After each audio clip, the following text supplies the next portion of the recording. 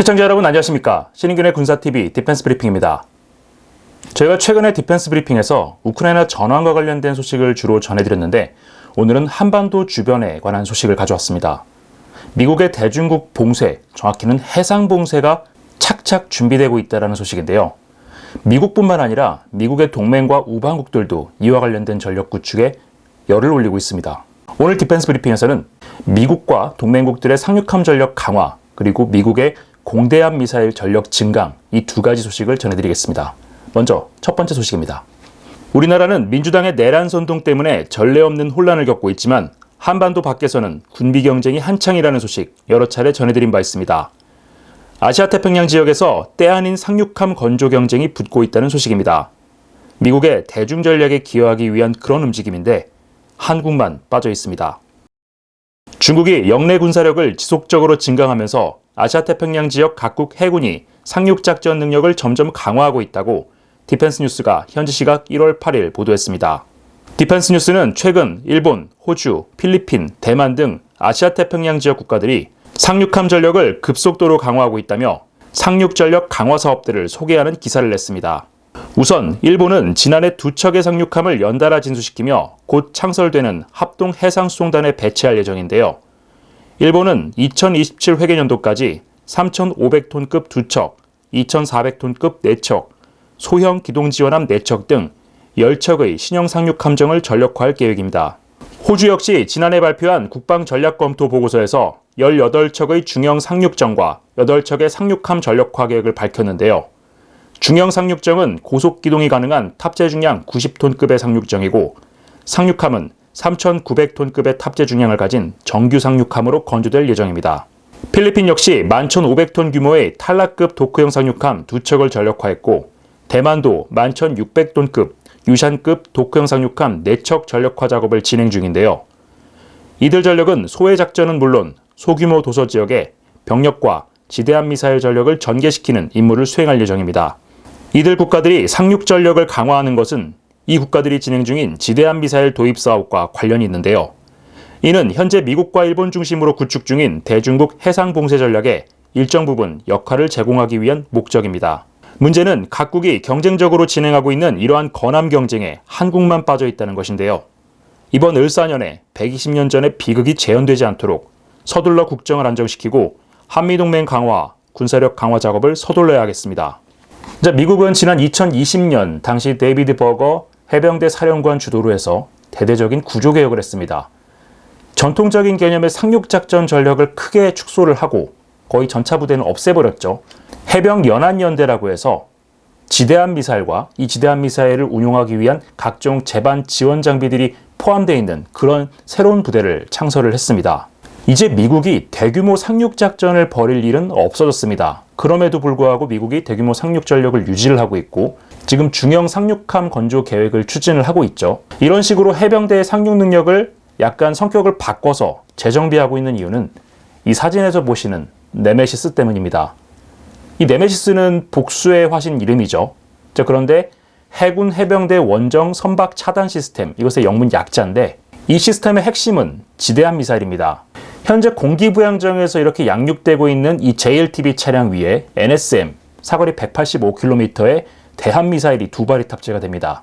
로그파이어스라고 불리는 이 미사일 시스템, 이게 연안연대의 핵심 전력인데 연안연대는 이 장비 외에도 토마호크 미사일을 발사하는, 지상에서 발사하기 위한 그런 장비들도 가지고 있습니다. 그리고 점차적으로 그 미사일의 유형과 수량을 점점 확대를 하고 있는데 미 해병대는 이러한 전력을 오키나와를 비롯해서 중국이 말하는 소위 제1도련선, 일본부터 오키나와, 대만, 필리핀에 연하는 선까지 일렬로 배치할 예정입니다.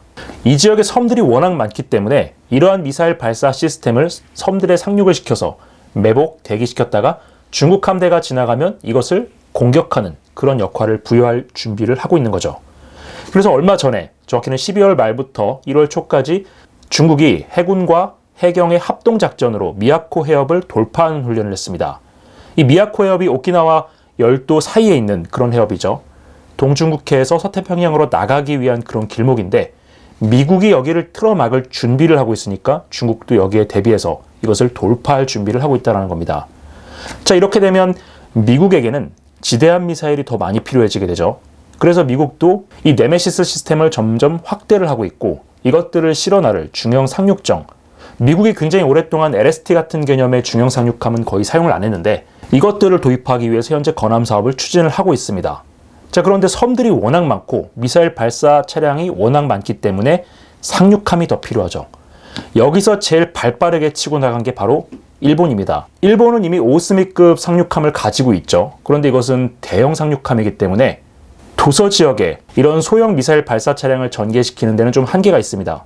그러다 보니까 3,500톤, 2,400톤짜리 이러한 상륙함들을 만들어서 통합사령부 직할에 수송 전단을 만든다는 것이 일본의 계획입니다. 그리고 이 일본의 상륙함들은 일본 육상자위대가 보유하고 있는 그리고 앞으로 보유할 여러 종류의 지대함 미사일을 도서 지역에 전개시키는 역할도 하지만 유사시에 미 해병연안연대의 지대함 미사일들을 전개, 퇴출시키는 그런 역할도 할 예정입니다. 그러니까 일본이 이렇게 여러 척의 상륙함을 건조를 하고 있는 거고요. 호주도 최근에 네덜란드 다멘사의 LST-100이라는 이 3,900톤짜리 상륙함을 8척을 도입하기로 계약을 체결을 했습니다. 그래서 호주 현지에서 이것들을 건조할 예정인데 이것도 LST 형상입니다. 즉 해안에 돌격 상륙해서 전차나 장갑차 그리고 지대함 미사일을 양육시킬 수 있는 그런 사업인데 이것과 별개로 해서 현재 호주가 NSM 미사일 도입을 검토를 하고 있습니다. 지금 여러 종류의 미사일들이 경합 중인데 이 NSM은 미 해병대가 도입하고 있는 이 로그스피어와 유사한 형태로 해서 도입이 될 가능성이 가장 높습니다.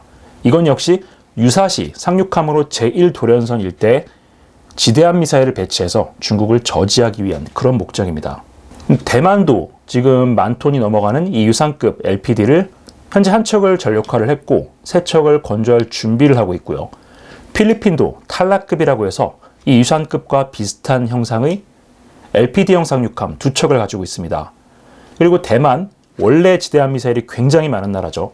그리고 필리핀도 최근에 인도에서 브라모스 지대함 미사일을 도입을 했습니다. 그리고 추가 도입도 검토 중이고 MRC까지 도입을 한다고 하죠. 이 말인즉슨 서태평양 지역에 있는 미국의 동맹국이나 우방국들은 유사시 중국의 서태평양 진출을 막기 위해서 지대함 미사일 그리고 이 지대함 미사일을 실어 나를 상륙함 전력에 굉장히 많은 투자를 하고 있다는 겁니다.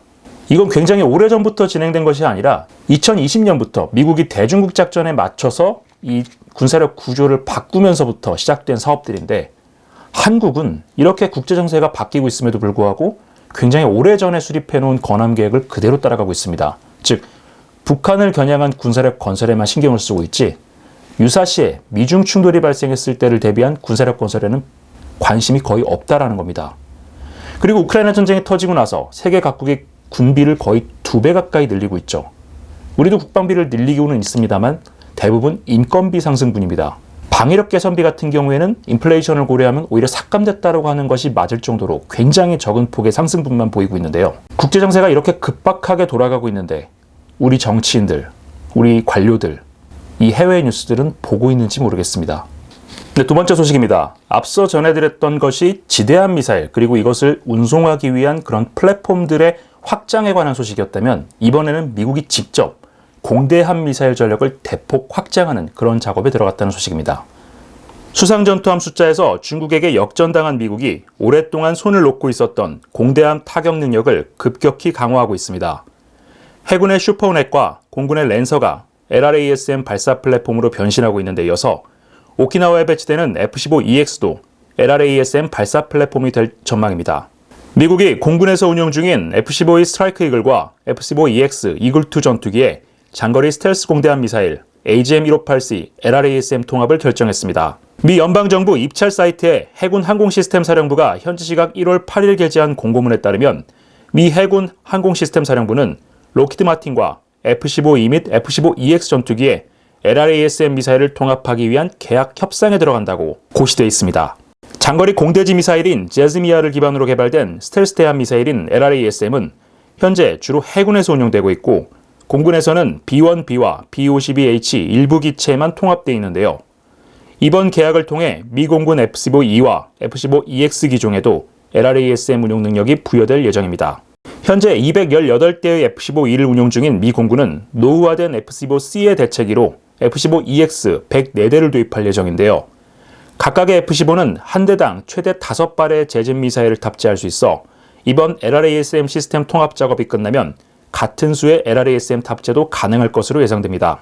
LRASM은 높은 수준의 스텔스 설계가 적용됐고 인공지능 기반 소프트웨어를 적용해 스스로 최적의 도립 코스를 찾아 적함의 취약점을 정밀 타격할 수 있는 미사일인데요. 정확한 사거리는 공개되지 않았지만 자료에 따라 최소 370km에서 최대 900km급의 사거리를 가진 것으로 나타나고 있습니다. 미 공군이 F-15 계열의 LRASM을 통합해 운용할 경우 오키나와에 36대가 배치되는 F-15EX는 물론 주일 미군과 주한 미군 기지에 수시로 전진 배치되는 F-15E도 강력한 대함 타격 능력을 갖게 되는데요. 착착 갖춰지고 있는 미국의 대중국 해상봉쇄선에 베이징의 시름이 깊어질 전망입니다.